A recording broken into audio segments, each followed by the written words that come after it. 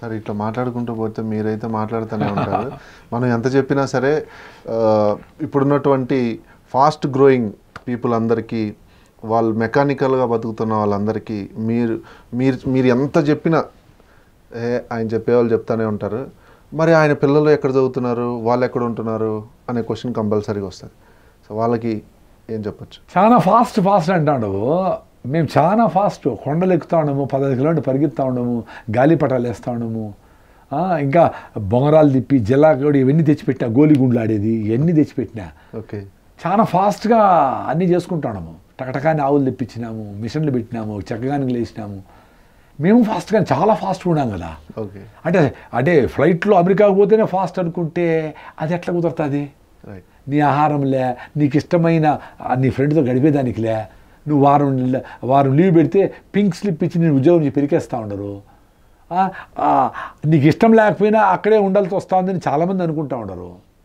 ఇవన్నీ ఫాస్ట్ అనుకుంటే ఎట్లా? ఫాస్ట్ అంటే ఏంది? అసలు ఈ ప్రపంచం ఎట్లా మారుతూ ఉంది? ఈ గ్లోబలైజేషన్ మనకు అవసరమా? అవసరం లేకపోయినా మన మంది వచ్చి పడింది. మనం హాయిగా వేపలు వేసుకునేవాళ్ళం, మనకు టూత్పేస్ట్ వచ్చింది. హాయిగా మట్టికాడలు వేసుకునేవాళ్ళం, కుమ్మరోళ్ళకి పని ఉండేది. మనం మంచి ఆహారం తినడం, మనకు ప్రెషర్ కుక్కర్లు వచ్చినాయి. కూరలు చేసుకొని అప్పుడు తినేసి సాయంత్రం ఎవరికో వరకే చుట్టుపక్కల వాళ్ళకో ఇళ్ళకో ఇచ్చేస్తే అయిపోయేదాన్ని ఫ్రిడ్జ్లో పెట్టి 10 రోజుల పాటు సర్ది మీద తింటా ఉండము. ఇన్ని సమస్యలు వచ్చి పడినాయి కదా. దీన్ని ఫాస్ట్ అంటే ఎట్లా? ఎవడు చెప్పినాడు ఫాస్ట్ అనేది? మనం అనుకుంటా ఉన్నాం ఇదంతా ఫాస్ట్, ఇది కల్చరు, ఇది ఉండేది, వచ్చేస్తే వేడిగా తినేస్తే చచ్చిపోయిన పిజ్జాని ఎప్పుడో చల్లగా పడేసి ఉంటారు, దాన్ని పెట్టితే వేడిగా వెరీ హాట్నో అనుకుంటా ఉంటారు. యాడ్ హాట్ రా నాయన, అది ఎన్ని రోజులైంది. యాపిల్ తింటా ఉండవు, స్టిక్కర్ ఎత్తికిచ్చి ఎక్కడి నుంచి ఆస్ట్రేలియా నుంచి. ఎప్పుడుది అది? నీకు సీతాఫలంకాయలు మందే కొట్టరు, పనసకాయలకు మందే కొట్టరు, ఈ వెలక్కాయలు చాలా ఉన్నాయి, మామిడి పండ్లు కూడా ఆర్గానిక్ దొరుకుతూ ఉన్నాయి ఇప్పుడు. మీ ఇంటి పెరట్లో 4 ఆకుకూరలు, అంత మెంతులు, అంత తోటకూర, 4 టమాటాలు, వంకాయలు వేసుకొని వాటిని తింటే ఎంత అదృష్టము. అది దేశీ విత్తనాలు వేసుకుంటే ఆ విత్తనాలు మళ్ళీ మీరే తీసుకోవచ్చు. ఒక చెట్టుని వేసి పెట్టేస్తే ఆ విత్తనాలు వస్తాయి. మీకు పని ఉంటుంది. ఇప్పుడు పని పెట్టుకోకూడదని అన్ని టపటపడా చేసి స్విగ్గీకి ఫోన్ చేస్తే వచ్చేస్తే మనం సెల్ ఫోన్ చూసుకుంటాను. 5 మంది, మా ఇంట్లో కూడా 5 మంది చూసుకుంటూ ఉంటారు ఎక్కువ. నేనైతే నా ఫోన్లు, వాట్సాప్లు ఇవి ఎక్కువ ఉంటాను. ఈ మాట అడగొచ్చో లేదు తెలీదు. పిల్లలు, మనవాళ్ళు, మనవరాళ్ళు? నేను మా పిల్లలు 25 ఏళ్ళే కదా నాకు. మా అబ్బాయికి 26, మా అమ్మాయికి 23. మా అమ్మాయి రిషివేలిలో చదివింది మొత్తం అంతా. అక్కడ కొంచెం డిఫరెంట్గా ఉంటుంది, అంటే స్పోర్ట్స్, మ్యూజిక్ అన్నీ కూడా. సో ఆమె ఇప్పుడు రిషివేలి వాళ్ళదే లండన్లో స్కూల్ ఉంటే అక్కడ పని చేయడానికి వెళ్ళింది. మా అబ్బాయి, నా వైఫ్, మా అబ్బాయి ఇద్దరు ప్రకృతిని ఎక్కువ చూసుకుంటారు. నేను ఇట్లా ఈ కొంచెం ఎడ్యుకేటెడ్, నేను నా ఫ్రెండ్స్ దగ్గర పోవడము, స్కూల్ పిల్లలు పోయి చెప్పడము, ఇలాంటివి చేస్తూ ఉంటాను. టెక్నాలజీ ఇట్లాంటి ఏదైనా అవసరం ఉంటేనే ప్రకృతిలో, లేకపోతే నా పనులు నేను చేసుకుంటూ ఉంటాను. చాలా ఆనందంగా ఉంది సార్ మిమ్మల్ని కలవడం. మీరు మాట్లాడింది యాక్చువల్గా చెప్పాలంటే, టు బీ హానెస్ట్గా ప్రస్తుతం ఉన్న ఎవరైతే పేరెంట్స్ కానీ, పిల్లలు కానీ, గ్రోనప్ అవుతున్న పిల్లలు కానీ అందరూ ఆలోచించాల్సినటువంటి చాలా అద్భుతమైనటువంటి విషయం చెప్పారు. అది ఎలాంటిదంటే, సంపాదన కాదు ముఖ్యం, నీకు నువ్వు సంతోషంగా ఉండాలి. వ్యవసాయం మనం పోయి మనం చేసుకుంటే మనం తృప్తిగా ఉంటాం, మనం హ్యాపీగా ఉంటాము. దానివల్ల మనం బాగుంటాం, మనం మాట్లాడే వాళ్ళు అందరూ బాగుంటారు, మన చుట్టూ ఉన్న వాళ్ళు కూడా అందరూ కూడా బాగుంటారు అన్నది. అది ఆ విషయం కనుక అందరూ ఆలోచన చేస్తే నిజంగా డెవలప్డ్ కంట్రీ అవుతుంది అని చెప్పని అనుకోవచ్చు. అంతే అంటారా? అవును. అది కూడా కుదిరితే ఆర్గానిక్, కుదరకపోతే కొంచెం తక్కువ పెస్టిసైడ్స్ చేసుకుంటూ ఉండడం కరెక్ట్. ఒకప్పుడు ఇదంతా ఇదే కదా సార్ జరిగింది. ఒకప్పుడు అందరూ ఈ మెడిసిన్స్ లేవు, ఈ ట్యాబ్లెట్ లేవు, ఇన్ని లక్షల హాస్పిటల్లో పెట్టేదానికి లేవు. హాస్పిటల్స్ వస్తూనే ఉన్నాయి, కానీ దానికి తోడు డబ్బులు కూడా ఖర్చు అవుతూనే ఉన్నాయి. వీటన్నిటినీ తగ్గాలి అని చెప్పనంటే అల్టిమేట్గా ఒక్క లైన్గా మీరు ఏం చెప్పాలనుకుంటున్నారు? ఇప్పుడు ఆర్గానిక్ ఫుడ్ తినడము, పెరట్లో ఇంట్లో ఉండే పసుపు, అల్లము, వెల్లుల్లి, వీటితో కొత్తిమీర, వాము, వీటితో ఆరోగ్యం పెట్టుకోవడం అనేది చేయాల్సిందే.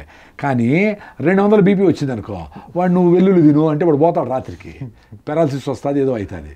సో ఎమర్జెన్సీకి ప్రతి ఒక్కరు అల్లోపతి వైద్యానికి యాక్సిడెంట్లు అయినప్పుడు, క్యాన్సర్లు వచ్చినప్పుడు వాటి ట్రీట్మెంట్ వీరైతే తీసుకోండి, మళ్ళీ వచ్చి మీ జీవన విధానం మార్చుకోండి. ఇప్పుడు మీ జీవన విధానం మార్చుకుంటే క్యాన్సర్ రాకుండానే ఉంటుంది. ఇప్పుడు జీవన విధానం బాగుందనుకో, కషాయాలు అవసరంలే, ఇవి అవి కొత్తిమీరకాయ ఏం అవసరంలే. మీ జీవన విధానం బాగాలేదనుకో, రోజు రాత్రి తులసి కషాయం తాగినా మీకు రోగాలు వస్తాయి. ఓకే. సో మీరు ఆహారము నీళ్లు గాలి సరిగా మీ ఆలోచన సరిగా లేకపోతే మీరు ఎన్ని రకాల ఆయుర్వేద మొక్కలు తిన్నా ఆరోగ్యం రాదు. ఓకే. మీకు ఆరోగ్యం కోసము ఇవి చేస్తూ మీ ఆలోచన మార్చుకొని అప్పుడు ఈ కషాయాలను తీసుకొని సూపర్గా ఉంటారు. అంటే మీకు 80-60 ఏళ్ళకి క్యాన్సర్ వచ్చేది 80 ఏళ్ళకి రావచ్చు, లేదా రాకుండా కూడా పోవచ్చు. యాక్సిడెంట్ చేయకుండా బండిని కాపాడుకోవాలా. యాక్సిడెంట్ చేసినాక ఇన్సూరెన్స్ ఉంది నాకు రెడీ చేయమంటే, రైలు గుద్దిచ్చేసి కార్ని రెడీ చేయమంటే ఎట్లా చేస్తాడు? పచ్చడి అయిపోయి ఉంటుంది కదా. అంటే అందరికీ చిన్న కడుపు నొప్పి, కిడ్నీలో స్టోను అట్లా రాదు, బీపీ షుగర్ అట్లా కాకుండా ఒకటేసారి క్యాన్సర్ రావచ్చు, ఒకటేసారి లింఫోమా రావచ్చు, ఇంకోటి ఏందో రావచ్చు, పెద్దవి కూడా వస్తాయి కదా చాలా మందికి. సో ఎక్కువ మందికి అట్టెత్తుకుంటే చాలా మందికి హిమోగ్లోబిన్ లేదు, చాలా మందికి ఎండలు పోవడం లే, థైరాయిడ్ ప్రాబ్లం వచ్చింది, D3 డెఫిషియన్సీలు వచ్చినాయి, రకరకాల సమస్యలతో ఉండారు. ఎవరు ఎనర్జెటిక్గా పొద్దున లేస్తానే చెంగున పాటలు పెట్టుకొని టకటకటక రెడీ అట్లా లేదు. ఏడ్చుకుంటా లేచి ఏడ్చుకుంటా పనికి పోయి ఇట్లున్నారు కదా, కష్టంగా చేస్తూ ఉంటారు పనులు. సార్ అయితే మిమ్మల్ని ఇబ్బంది పెట్టకుండా చివరిగా ఒక్కటే క్వశ్చన్, పొద్దున్న ఎన్నింటికి లేవాలి, నైట్ ఎన్నింటికి పడుకోవాలి, ఏ టైంలో ఏమేమి తినాలి? సింపుల్గా ఊరికి ఒక ఫార్ములా లాగా.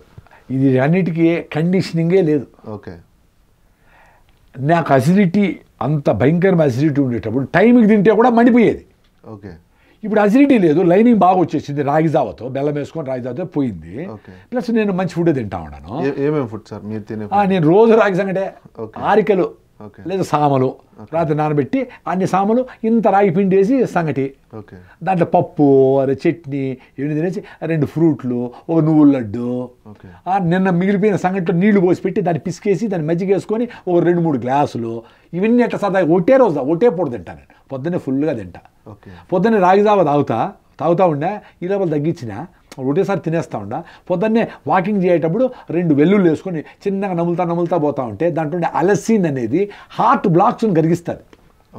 చిన్నగా నమలాల కారం అవుతుంది, తట్టుకోవాలా, ఏం పర్వాలే. ఇంత ఇంజక్షన్లు ఇంత బైపాసులు చీల్చి హనుమంతుడు రాముడు చూపించేది చేస్తూ ఉంటారు కదా, దానికంటే 2 తెల్లుల్లిపాయలు కొంచెం కారం అయితే ఏమవుతుంది, ఇంత జింజర్ ముక్క అల్లం ఇది అయిపోతాను. అది మన వెనిగర్ అని కొడతారు, యాపిల్ సైడర్ వెనిగర్, అది అంతా తాగి రాత్రిపూట పడుకునే ముందర అంటే ఓకే రాగి సంగటి ఆరికలతో తినేస్తాను. మధ్యాహ్నం భోజనం ఫుల్గా తింటా కదా పొద్దున, అది 9 కావచ్చు, 10 కావచ్చు, టైం 11 కావచ్చు, 12 కావచ్చు, ఏం కాదు, టైం ఆ టైం లేదు.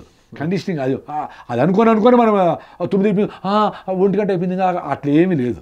మన బాడీ అలైన్ అయితే నేచర్కి కొన్ని గంటలైనా కొన్ని రోజులైనా వెయిట్ చేయాలి. కొంచెం ఆకలి నీళ్ళు తాగితే గమని ఉంటుంది. ఆహారం దొరకకపోయినా చాలామంది మనం ప్రయాణించినాం కదా చాలాసార్లు. అంటే మనుషులు ఈ మానవ ప్రయాణంలో ఆఫ్రికా నుంచి యూరోప్ నుంచి ఇండియాకి, ఇండియా నుంచి ఆస్ట్రేలియాకి మనిషి పోయినాడంటే ఆహారం అన్ని ప్యాకెట్లు కట్టుకొని బిస్కెట్ ప్యాకెట్ తీసుకోలేదు కదా, కష్టపడినాడు పోయినాడు.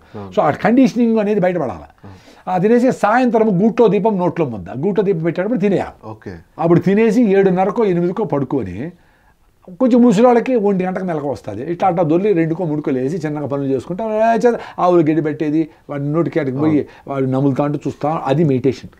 ఆవులు గడ్డి పెడతా ఉంటే తింటా ఉంటాయి, గంట సేపు పెడతారు. నేను చూసినా పెద్దలు కర్ణాటకలో ఇప్పుడు కూడా పెడతారు, అటు పెట్టుకుంటారు సొప్ప, ఆ సొప్పను అందిస్తూ ఉంటే అవి నములుతా ఉంటాయి. ఎంత రిలేషన్షిప్, అద్భుతం కదా, చాలా అద్భుతం. ఊర్లో నీకు పని చేస్తూ ఉండే దానికోసం 1 గంట సేపు దాంతోపాటు గడిపేది ఎంత అద్భుతం. అట్లా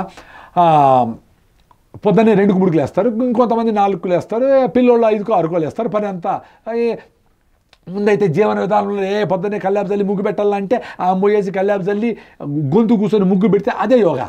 ఇప్పుడు కింద కూర్చోలేదు కదా, కింద కూర్చొని అమ్మ లేపు అంటే లేపాల పైకి, అంతే కింద కూర్చొని పైకి లేదు, అంతా కుర్చీల మీదనే కూర్చుంటారు, కింద కూర్చోలేరు. సో 108 సార్లు తొల చుట్టూ తిరిగితే అక్కడ ఉండే నానో పార్టికల్స్, ఆ రాగి చెట్టు చుట్టూ తిరిగితే అక్కడ ఉండే నానో పార్టికల్స్ అని పోతే నీకు సంతానం ఏవో ఇష్యూస్ ఉంటే పోతాయేమో. అంటే జీవన విధానం ఆరోగ్యంగా ఉంటే అన్ని ప్రాబ్లమ్స్ ఉంటాయి. ఆవు గడ్డే తింటుంది, ఆరోగ్యంగా ఉంది. సో మనం కూడా మంచి ఆహారము మంచి అలవాట్లు ఆ రొటీన్లో కలిపేసినారు పెద్దోళ్ళు. అర్లీగా పడుకొని అర్లీగా లేయాలని. సో దాంతో లైఫ్ స్టార్ట్ అయ్యి కరెంటే అవసరం లేకుండా 7 గంటలకంతా పడుకునేసేవాళ్ళు. దీపాల్లో ఉండేవాళ్ళు ఓకే. ఇప్పుడు రాత్రంతా మెలుకొని పొద్దున్న నిద్రపోతా ఉంటారే, ఎంత డేంజరు. రాత్రి పడుకుంటే నీకు మెలటోనిన్ హార్మోన్ రిలీజ్ అయ్యి మంచి నిద్ర, సుఖ నిద్ర వస్తుంది. అట్లా గూట్లో దీపం నోట్లో ముద్దని సాయంత్రం తినేసి పడుకొని కండిషనింగ్ ఏమి వద్దు. సో ఫ్రెష్గా కిటికీలు తెరిచి పడుకుంటే 4 గంటలు, మా 40 ఏళ్ళ వాళ్ళకు 4 గంటలు. దోమలు కొడతాయి సార్, ఆ దోమలకి దోమతో కట్టుకోవాలి. డెఫినెట్గా కట్టుకోవాలి, డెఫినెట్గా. దోమతెరలు అందరూ కట్టుకో, 100 రూపాయలు దోమతెర వస్తుంది. ఇప్పుడు ఫ్యాషన్గా వచ్చి ఇట్లా పెట్టేస్తే అవే వైర్ లాగా అట్లా వచ్చేసి ఉంటాయి.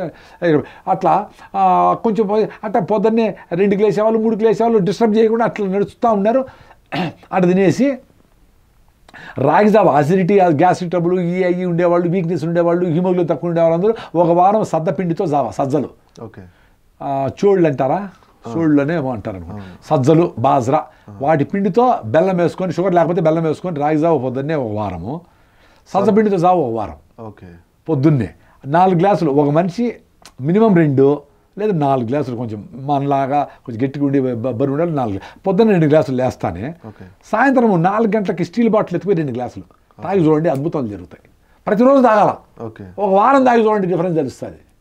సో మళ్ళీ 10 గంటలకో అట్లా 9కో 10కో మీరు పోయే టైంలో బట్టి ఫుల్గా రాగి సంగటి. నేను తినేది రాగి సంగటి, మీరు జొన్న రొట్టి తినండి, రాగి ముద్ద తినండి, కొర్రన్నం తినండి, కొర్రపిండితో దోశ వేసుకోండి, ఆరికలతో ఉప్మా చేసుకోండి, ఆరికలతో ఉప్మా చేసుకోండి, బిసిబేళబాద్ చేసుకోండి, ఏదో చేసుకోండి. రైసును తగ్గించండి, భిన్న అరిగిపోయి తగ్గించండి. భిన్న అరిగిపోతుందంటే డేంజర్ అని అర్థం, తొందరగా అరిగిపోతుందంటే డేంజర్. భిన్న అంటే మేము తొందరగా కొంతమందికి అర్థం కాదేమో అని చెప్పని నేను తొందరగానే చెప్తున్నా. ఏ తిండి తింటే మీకు 4-5 గంటలు తిండి మీదకే ఇవ్వకుండా పని మీద, అది కరెక్ట్ ఫుడ్. పని మీద ఉండాలి మైండ్. అప్పుడు చికెన్ మటన్ తిన్నా తొందరగా అరగదు కదా సార్. చికెన్ మటన్లో చికెన్ ఎట తయారవుతుంది ఇప్పుడు? ఇన్ని హార్మోన్స్, ఇన్ని యాంటీబయాటిక్స్, ఇన్ని గ్రోత్ ప్రమోటర్స్ వేసి 6 నెలలు పడాల్సిన చికెన్ని 40 రోజుల్లో 5 కేజీలు పెంచుతూ ఉండరు. అది ఎట్లా కరెక్ట్ అవుతుంది? సో నాన్ వెజిటేరియన్ అవసరం లేకుండానే 15 హిమోగ్లోబిన్తో హాయిగా ఉన్నాం కదా, 40 గంటలు ఉపవాసం చేయగలుగుతాం కదా. ఒకరోజు 40 + 24 64 గంటలు ఉపవాసం చేసినాడు. ఈరోజు సాయంత్రం తిన్నా, నెక్స్ట్ రోజు ఏమి లేదు, ఆ నెక్స్ట్ రోజు ఏమి లేదు, ఆ నెక్స్ట్ రోజు పొద్దున్న తిన్నా.